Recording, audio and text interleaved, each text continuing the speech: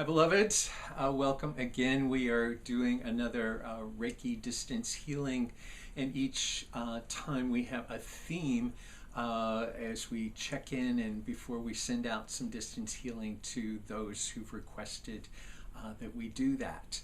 And the theme for this particular session is from the words of Rumi, the mystic poet.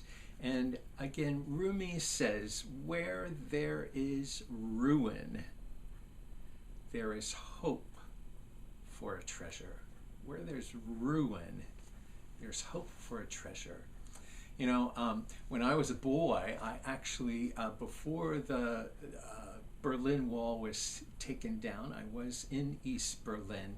And I remember what that felt like, and I remember traveling through Checkpoint Charlie and seeing the wall, and and at that time you could have imagined what World War II looked like, because the ruins from the war were still all over the place. So visibly, buildings that were just blown up, and so at any rate, in Berlin, I got kind of captured the ancient ruins, and sometimes things need to be torn down. So the Berlin Wall, shortly after I was there, was torn down.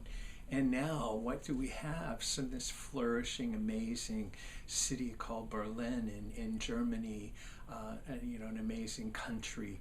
So ruin. Where there is ruin, there is hope for a treasure. And what's the treasure? So we're going to play with that, and how I'm going to have you play with that on our call, though, is to bring a stone. So bring a stone with you, and as we do each time, we usually bless something, just to kind of remind us of the good energy that surrounds us and that's inside of us all the time. And we're going to use stones to imagine rebuilding the ancient ruins. So I'll tell you one more story real quickly, and that is, the story of St. Francis, which I love.